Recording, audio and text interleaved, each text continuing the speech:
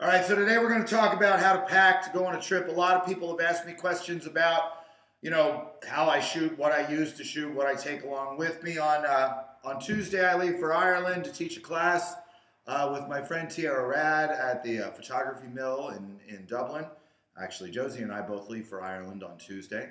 And I have to put together my bag and make sure I have everything that I need. Now, as photographers, we all get obsessed with our toys. We all get obsessed with our stuff. We have to buy this and buy that and own this and get this. And this magazine says that we have to have this. And this website says we have to have this. And I am not that guy. I keep what I do very, very, very, very simple. And I only carry exactly what I need to be able to do just what I want to do. Now let's talk about my camera first. I shoot with a Nikon D7100. It is not a big monster top of the line Nikon. It is a very compact, very simple, very easy to use Nikon that creates beautiful, beautiful pictures. It has an outstanding sensor. It has an outstanding manual mode. Then it lets me do and say and tell it exactly what I want it to do, and it does the job. Your camera is your paintbrush. It is a tool. It does not have to be smarter than you. I hate equipment that is smarter than me. I want my cameras and my stuff to be nice and simple, just like me. The D7100 is an outstanding little camera, and it is very compact and very easy to pack up in a bag and travel with. I travel with four lenses. Four lenses. This is the 50mm 1.8. This lens is a lifesaver. It is a very, very, very fast lens. It has a very low aperture, which lets me shoot in very low light situations. I actually use three different lenses that are prime lenses, fixed lenses that are all 1.8. So all of them will work pretty much exactly the same way. They're just different focal lengths. The 50mm is the first one. If you do not have this lens, the only thing that I will recommend that you do buy is pick yourself up one of these. They run about 75 to 100 bucks, and they're just outstanding, and they will save your ass on many, many, many different occasions, because if you're used to shooting with a lens like this, this is the 18 to 200 VR. Now this lens, honestly, it has been through the war. I have had it for a very, very long time. It is very creaky and very ratchety, and it is all falling apart. It's scratched to hell. It's been on so many different beaches, on so many different location shoots. It has definitely, it's been around the world, and I love it very much. And even though it's beat to hell, it still takes beautiful, incredibly clear pictures. The only problem with this lens is it only goes down to f3.5, and when it's zoomed all the way out, it only goes to f5.6, which doesn't work very well in low light situations. It works great when you're shooting outside with a lot of light, but if you're shooting inside with window light, which is the majority of what I do, this lens doesn't always serve the purpose, which is why I use the prime lenses with the lower f-stops. But this is still my go-to lens if I'm going to be doing outside stuff or I'm going to be doing location stuff. This lens gets put on there first if I want everything to be in focus. The biggest reason to use the prime lenses, the biggest reasons to use the lenses like the 50mm and these other two, is because they have a very short focal length. They allow in a lot of light because they're a very low f-stop, but their focal length is very, very, very, very shallow, which means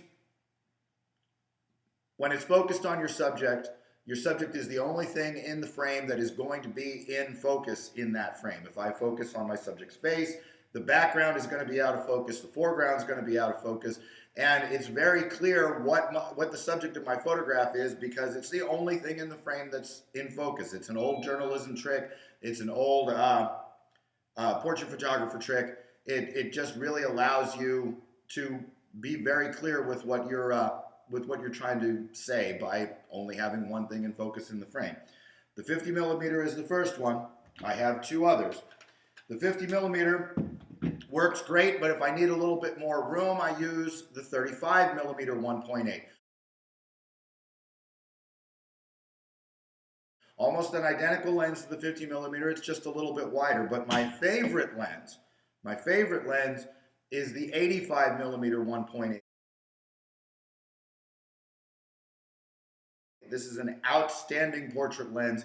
This is pretty much my go-to lens. This is the lens that pretty much stays on my camera here in the studio because obviously I have a whole lot of room, you know, here to back up and to make everything fit. The 85mm, I just love it.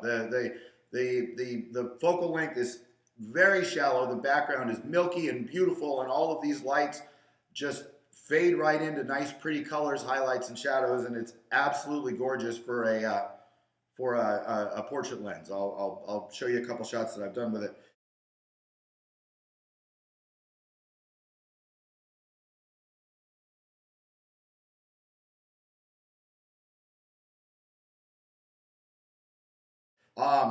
I love this lens. This is the go-to one.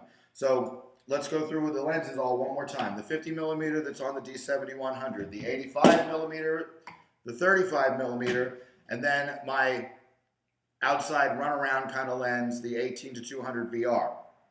Besides those four lenses in my camera body, I do carry a flash. Yes, I do shoot with a flash sometimes. You will almost never see this flash on my camera. The nice thing about Nikon is you can use a flash off the camera in commander mode.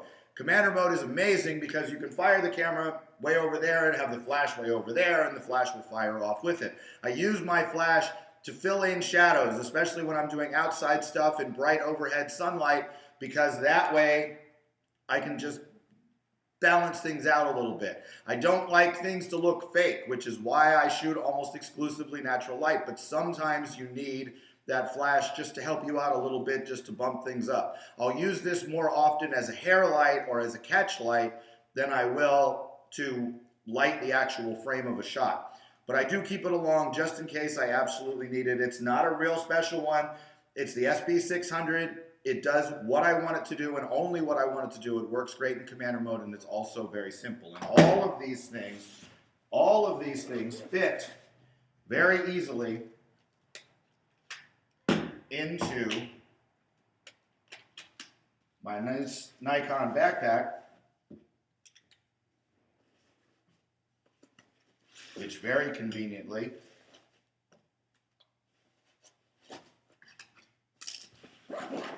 fits right under the seat of an airplane, so I can have my camera with me everywhere I go. I don't have to check it. I don't have to worry about the gorillas in the luggage room messing with things. It fits right under my airplane seat. It's right at my feet the entire time. And the other nice thing about this bag is it also has a spot for my laptop, which I'd show you, but I'm shooting this video on that laptop right now.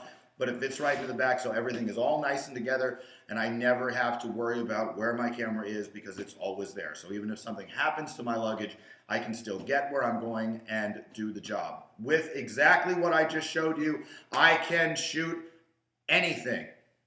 If I can see it, I can take a picture of it, and this is all that I am taking with camera equipment for my trip to Ireland. I won't need anything but this. Nice and simple, right? Think about simplifying your own equipment list to make your life just a little bit easier. That's it. We're done for today.